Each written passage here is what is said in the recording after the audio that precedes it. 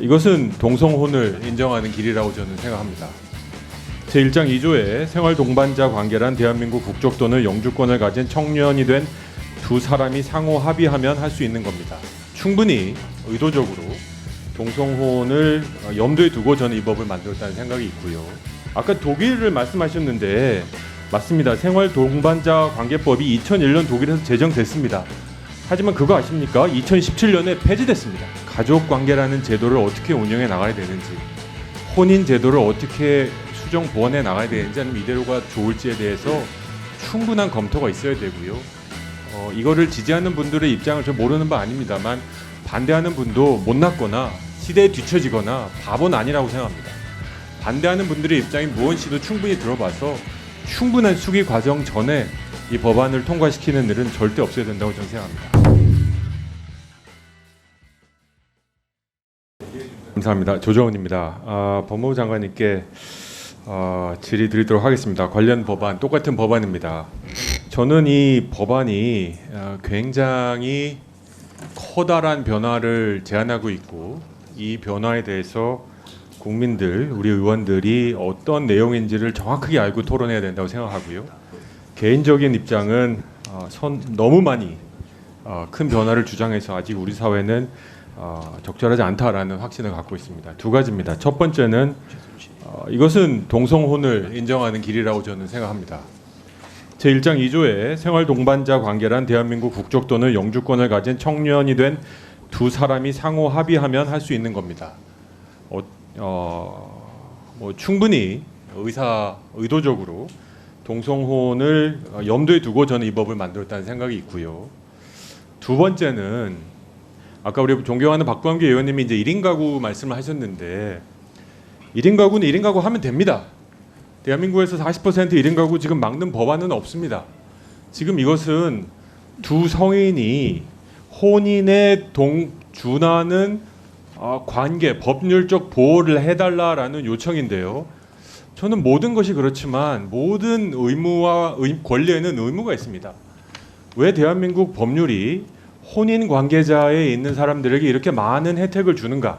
소득세 인적 공제, 국민건강보험 직장 가입자 피부양자, 돌봄 휴직, 출산 휴가, 가족보험 제도 인신 구제, 친양제 입양 허용 등 엄청나게 많은 권한을 주고 있는 것은 가족 관계가 갖고 있는 의무들에 대한 비례성이라고 저는 생각합니다. 아까 독일을 말씀하셨는데 맞습니다. 생활 동반자 관계법이 2001년 독일에서 제정됐습니다. 하지만 그거 아십니까? 2017년에 폐지됐습니다.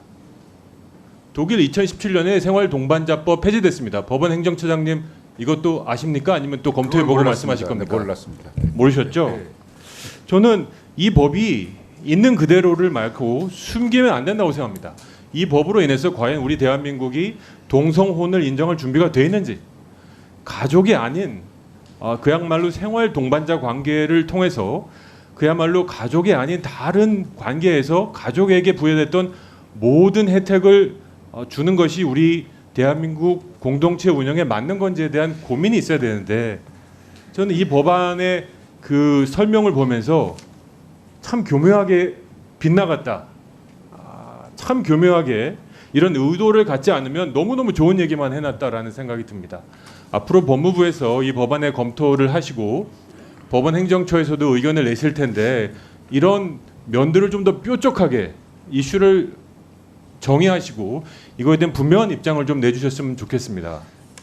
예, 아까 제가 말씀드렸습니다만 이것이 복지 차원의 접근이 아니라 이 당사자사의 권리 의무를 관여하는, 예를 들어서 이 법은 지금 현재 이혼하거나 그럴 때 이 재산 분할 청구권을 서로 인정하고 있거든요. 사실상 결혼을 대체하는 제도를 인정하는 셈입니다. 그렇다면 과연 이 부분에 대해서 국민들이 사회적인 공감대가 있느냐?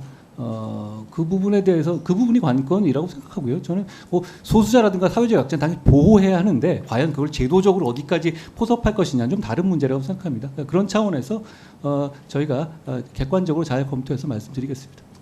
자, 우리 법원 행정처장님, 우리 위원장님한테 한 말씀 들으셨는데 네. 두 번째 기회를 드리는데 똑같은 답변이십니까? 그렇습니다. 그러니까 저희들 워낙 장관께서도 말씀하신 것처럼 좀 자세하게 기본의 가족과 관련된 민법의 일반 원칙을 확장하는 개념 아니겠습니까? 그 자세한 내용을 좀 검토해서 저희들은 또 신중하게 의견을 내야 될 사안이어서 오늘 제대로 즉답을 못해드려서 하여간 송구합니다. 네, 진지하게 검토를 부탁드리고요. 저는 이 과정에서 박병규 의원님께서 우리 법사위에서 여야가 합의하면 그게 충분한 국민 수렴, 의원 수렴이 아니냐라고 하셨는데 이 법에 대해서는 저는 우리 대한민국 인구가 5,100만일까요? 5,100만 모두가 한번 검토해 볼 필요가 있다고 생각합니다. 5,100만 모두가 앞으로 대한민국이라는 사회가 공동체가 가족 관계라는 제도를 어떻게 운영해 나가야 되는지, 혼인 제도를 어떻게 수정 보완해 나가야 되는지, 아니면 이대로가 좋을지에 대해서 충분한 검토가 있어야 되고요. 이거를 지지하는 분들의 입장을 좀 모르는 바 아닙니다만 반대하는 분도 못났거나 시대에 뒤처지거나 바보는 아니라고 생각합니다. 반대하는 분들의 입장이 무엇인지도 충분히 들어봐서 충분한 수기 과정 전에 이 법안을 통과시키는 일은 절대 없어야 된다고 저는 생각합니다. 이상입니다. 네.